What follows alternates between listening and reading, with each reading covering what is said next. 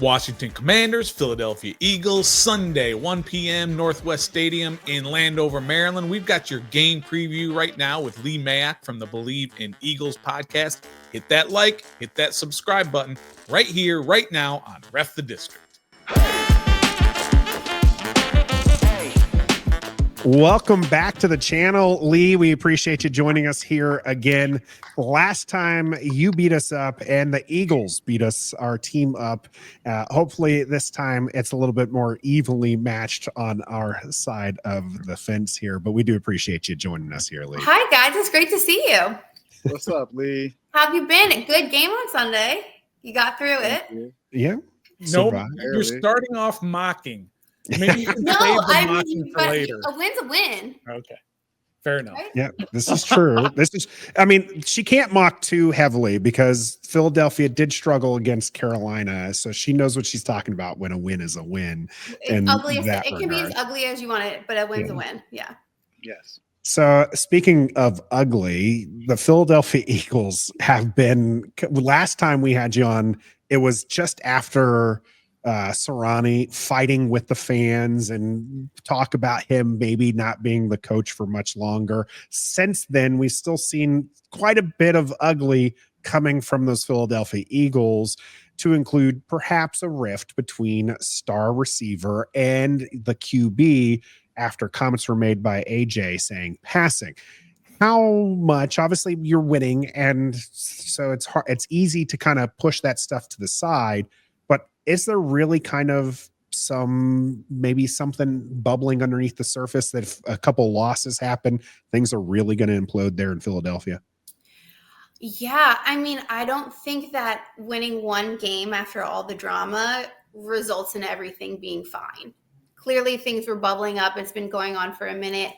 And I just don't think things like that go away. It shut everybody up for a week, which is great. And I'm sure that helps the team as well, because it's all we heard last week. And I know national too, I'm sure you guys heard it, but local, national, everything. No one was talking about football. The team was 11-1 then? No, 11-2. And no one was talking about that. We barely beat the Panthers and the receivers are unhappy. And this only shut it up for a week. So if we lose to the Commanders on Sunday, we can be right back to square one, maybe even worse. So that's rude. I saw this. That's rude. But I'm glad they shut everybody up for a second. The team looked great in all facets of the game, which really helped. And that also helped quiet the noise. But it needs to continue in order for the drama narrative to be put to rest. Yeah, and there's a lot of folks. I'm one of them. I don't like Jalen Hurts that much, right?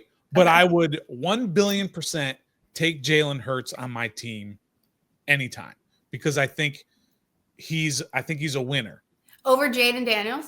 Oh yeah, no! What are you talking about right now? No. Let's not. Yeah, let's not get crazy. It's just a question. but I am saying that why is he always, this is what I don't like about him. Why does he always seem mad? And maybe it's because here, if you look at Jaden Daniels, I challenge you to find a picture of him on or off the field during a game. I challenge you to find a picture of him not smiling. He's having fun.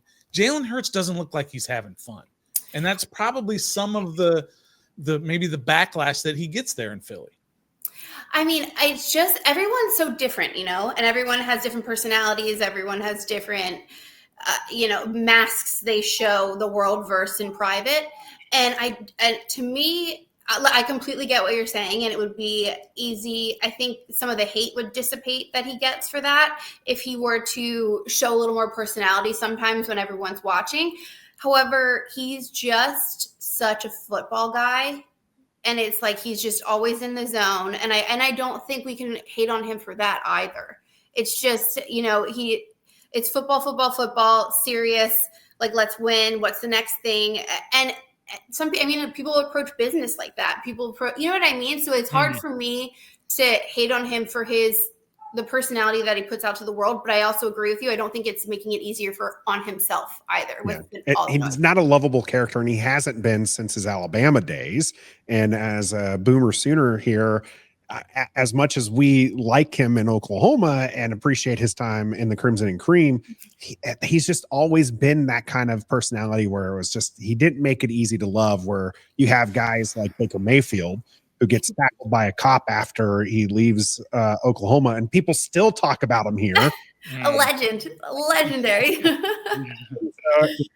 it's just personality wise. Yeah. Jalen Hurts, very business, and I think part of it just comes with the territory of who he is as a person, his upbringing. Yeah. And honestly, I'm kind of glad he didn't come out of after the initial drama with the AJ Brown passing. I'm glad he kind of didn't put on a front and try to fake a personality like that to anyone, because that would have been inauthentic and people would have hopped on that too, because you can see right through that. So I'm kind of glad he's staying with who he is and just passing the ball more. So leading to the passing the ball more, was that really a Jalen Hurts decision or issue, or was it the offensive coordinator calling less passing plays in order to make the receivers unhappy? Like, who's at fault? So I heard that AJ Brown was asked that, and I Bleav he said the plays were being called for him. His number was being called. It was that Jalen was hesitating, and the play he would be open, but Jalen hesitated when he should have been, throwing the ball where he trusts his receiver is going to be, holding the ball too long, and just it seems he was almost fearful of an interception instead of trusting his receiver. AJ Brown's one of the best receivers in the entire NFL. Like when you have someone like that on the field, you have to trust that they're going to be where they're supposed to be when their number is called for a play. So I think the play calling was there, and I think it was just hesitation and kind of fear of interceptions on Jalen's behalf, considering the end of last season, it was just interception central for him. So I think there was maybe some PTSD from that. Well, you kind of, Trav stole a little bit of thunder here from Uptown Dre, who says, yo, Leigh, the coaches might be the team's Achilles heel. We talk about this as a star-studded team. You'd said AJ Brown is one of, and he's probably top 3 wide receiver in the NFL right now. You got a good number 2 in Smith. Jalen Hurts is not the greatest quarterback, but he's not probably below top 10. Right. And as far as that's concerned, Saquon Barkley is in the running for MVP this year, and potentially wins the rushing race against Derrick Henry. Offensive line is good. Defensive line is good. We talked about Cooper DeJean earlier. So the team's stacked. So is Uptown Dre right that the coaches might actually be the reason why Philadelphia isn't a winning team in the end? I think it was easier to say that at the beginning of the season. I think that we've been on a 10-run win streak, and so I don't think there's anything to be blaming anyone about right now, to be honest with you. I think they really got their act together, both on the field and coaching-wise, after their early bye. Everything seemed to change. Sirianni shaved his head, and we've been riding high since.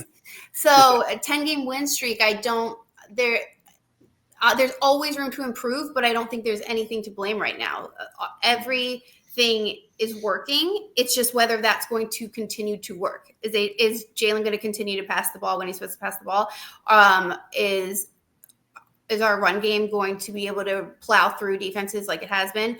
Defense is lights out right now. Vic Fangio is putting on a masterclass with his defensive scheming, and it's just next level. So I would have to give credit instead of blame in that situation.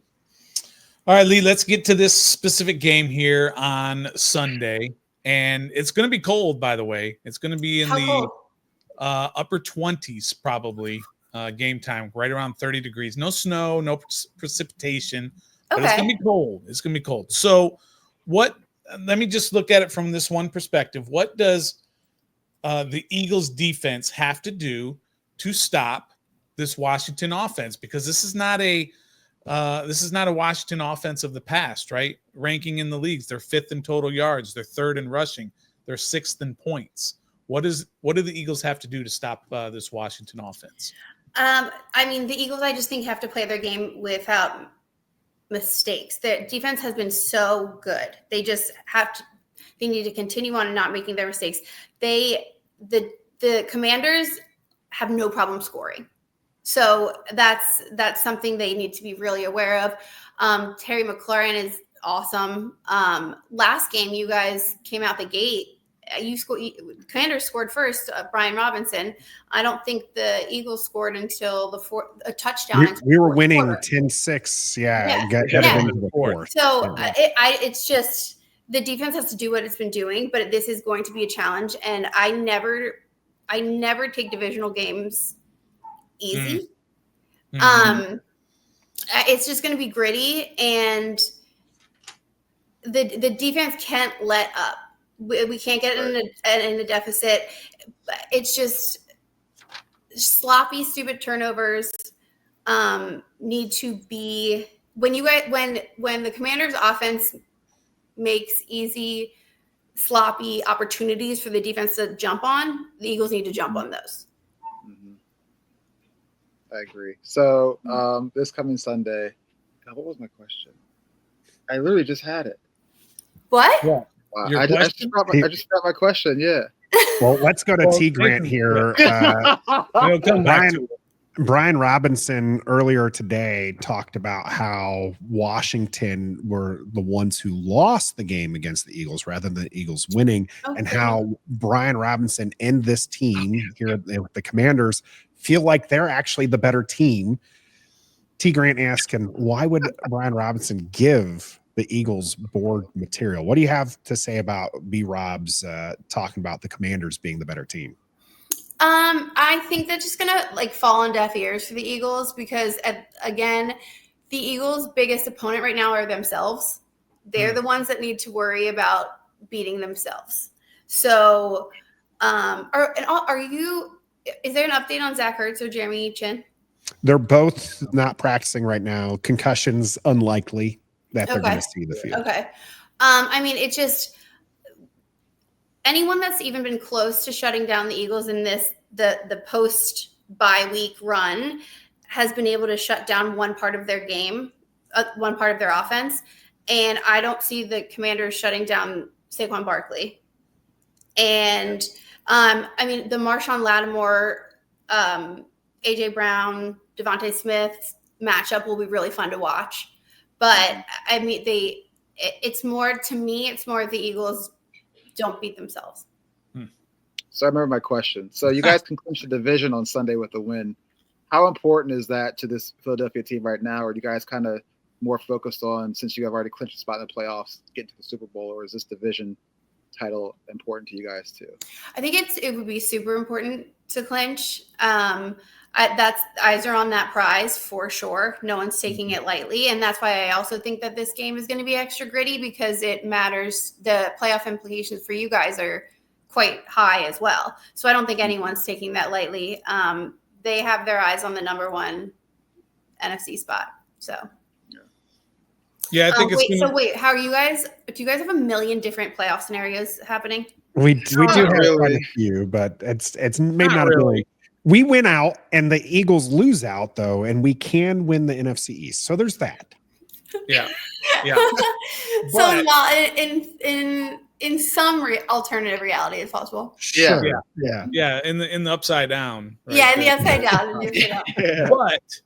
But our scenario that plays out the best is if we beat Atlanta next week, we're in.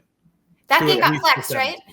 It did. Yeah. It's going to be Sunday night, and Penix Jr. will be the likely starting quarterback after. So do you like that? Bench. I think it's fantastic, but a lot of fans are less thrilled. I'm nervous. Nervous. Yeah. I think I would be nervous too. They all think Kirk Cousins sucks, so they'd rather. He does. That's why they're third or fourth team. All he's good as getting paid. That's all he's good as, getting paid. He is elite when it comes to that aspect. Yeah, but that's the Atlanta game. He can teach a master class in how to get paid. We should all be a mediocre quarterback. Yeah. So if Philadelphia wins this week, our whole attitude is going to be, well, we don't care because our season comes down to Atlanta in week 17. So we have that riding for us. This will just be if the Eagles win, just forget it. It doesn't Yeah, matter. we're like, we don't care. On to the next. On to the next. More his important take. things at The hand. only person who thinks that right Well, now. I mean, it's only true. person. It's true. Nah, No, man, I'm you know not what? gonna Your get linebackers have been playing really well. I'll say that. Frankie Louvu yeah. is legit, although he did get scored on, and that's probably one of the biggest concerns I think for me going into this game. Saquon Barkley is fantastic, and Louvu in coverage not as fantastic as his run stuffing and his aggressive pass defense. Right, like him in coverage is rough. He got scored on by Alvin Kamara last week against the Saints, and I could just see the Eagles coaching staff kind of calling that same play and seeing if Louvu learned his lesson. Run and it till it doesn't work. Yeah. I can see it happening, and it's going to be interesting to see what they do, especially Jeremy Chin, questionable with that concussion, how things are going to line up now. Right. Big question here coming from Big E here for the panel. The biggest positive coming down the stretch is since the Titans game, Jaden Daniels looks back to his normal self. The Philadelphia game, he had trouble with putting zip on the ball. Jaden Daniels has been looking much, much closer to what he was before that injury to his ribs. Is there some concern that he fixes what, you mentioned the defense for the Eagles looking pretty good. Does it look like Jaden Daniels might be able to pick apart that defense like he's been doing here the last few weeks since getting healthy? Oh, yeah, that's absolutely a valid concern. I don't think anyone here thinks that the last time we met with the Commanders that we met with a healthy Jaden Daniels. Everyone's aware of that. I think that was right after he got hurt, wasn't it? It was a few weeks afterwards. Yeah. He got hurt against the Panthers right before the Bears game. So there's about 3 games before that. Yeah, so the Eagles definitely kind of lucked out with that. It was definitely not a full-strength Jaden Daniels, and we've been seeing what full-strength Jaden Daniels has been doing, and that's definitely picking apart defenses and finding the open man, and that is – but like I said, Eagles defense has not had a problem handling that lately. Mm-hmm. So as much as – yes, it's a more so a concern than going into the last game, but still not a huge concern. I was going to say, let's be honest. You guys don't have any concern for Sunday, do you? beating the drama, beating ourselves. Yeah. So playing off that drama, then, is this a Super Bowl win or bust? Meaning, if they don't win the Super Bowl this year, I mean, they're sitting at 11-2 right now. If they don't, or what 12, are they 10-2? 12-2, sorry. Yeah, 12-2. 12-2 right now. If they don't win the Super Bowl, do things, do the streets demand a body, right? Does the head coach go, or does is Howie Roseman on the hot, something like that happen if they don't? Super Bowl or bust? It wouldn't be Howie. Howie's put together a nasty roster with depth everywhere. It would not be him at this time. I think it would more so depend on what that loss would look like in the Super Bowl. If the offense is passing and running, if it looks like a cohesive unit and they're just not the better team that day, I kind of think people might be safe. But if the issue turns into being this passing game situation, then that's a whole nother story. So I guess it just depends on the level of ugly. Sure. So you guys lost Brandon Graham with a torn, I think, tricep or something like that. Do you think he'll come back next year? Or do you think this is probably the last go around? Or do you think that depending the end of the season will determine that as well? So many variables, right? But I mean, even the beginning of this season, he was saying everyone was assuming this would be his last season. And he was like, I might have more in me. So, I mean, that could have added on if he heals up correctly and just is itching for more football. I mean, I could absolutely see him staying an extra year. Yeah. But I think it depends on mainly how he heals and how his body heals up. He was already itching for more football before he even got hurt. So I could definitely see him wanting to stay. Yeah. Yeah, his motor never run it back. He's like 70 years old. So yeah. It's crazy. We've got a lot of Eagles fans in the chat, Leigh, and a lot of them are talking a lot of smack here. One of the main things they were talking about is Guantanamo Bay. Quentin Mitchell, the standout cornerback for the Eagles, did have a very good game against Terry McLaurin. Now, the game plan didn't really go towards Terry McLaurin. Yeah, he had one reception for like 10 yards? One for 10 yards last time. So a lot is being made of that matchup. Do you think Mitchell can have a repeat performance against Terry, who's having a career year, just coming off a 2-touchdown game and has been really lights out against most teams this year? I'm going to say that Quinyon Mitchell is hungry for that matchup, and he wants them to throw Terry the ball because he wants to ball out, and that's what I love about him. He's hungry for that competition every game. He doesn't like when they're not throwing it his way. So when you have someone that young and eager and athletic, I mean, that's a triple threat for sure. And I know that he thinks he can match up with Terry 10 times out of 10. So when you have that kind of confidence too, I fully Bleav in Quinyon Mitchell. Quinyon Bay is where it's at. Yo, do you see this? The difference in the last time we had Leigh on? She was more like concerned, a little shaking her boots. Now she's like, now she's like, I don't even care. Like, we're gonna win. I wasn't that confident about the Eagles last time I was on. No, now you're just like, who do we play next week? I don't even want to talk about that.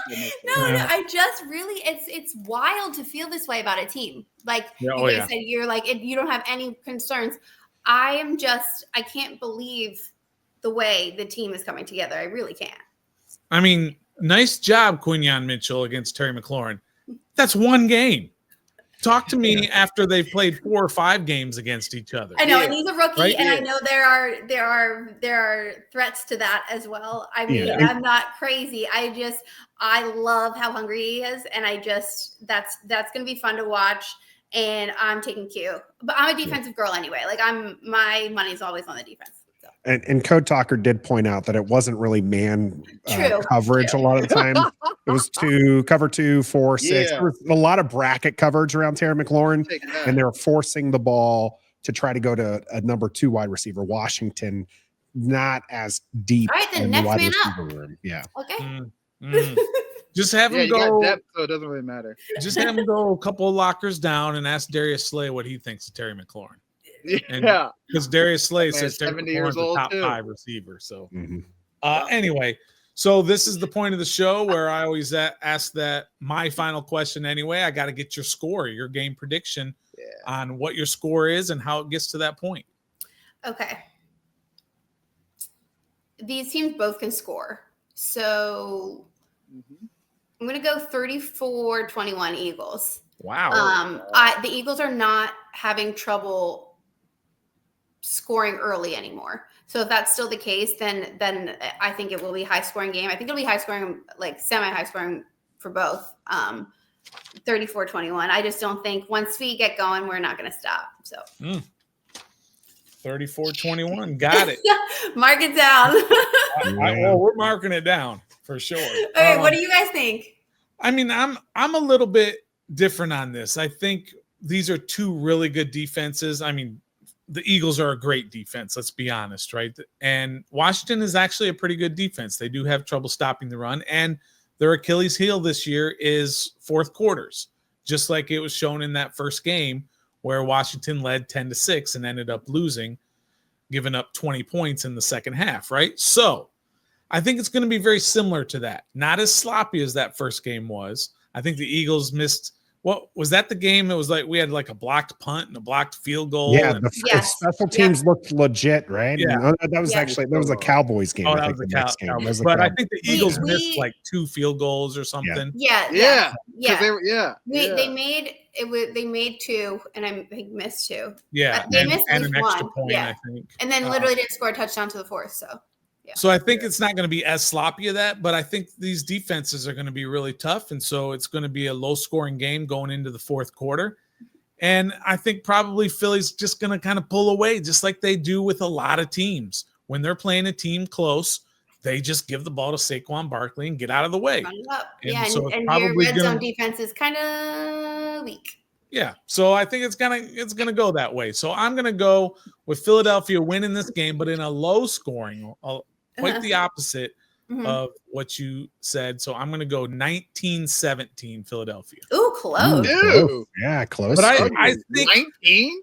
I think Washington's gonna be in this game. They're gonna give Philadelphia a fight that they don't expect, because Washington has a lot to play for.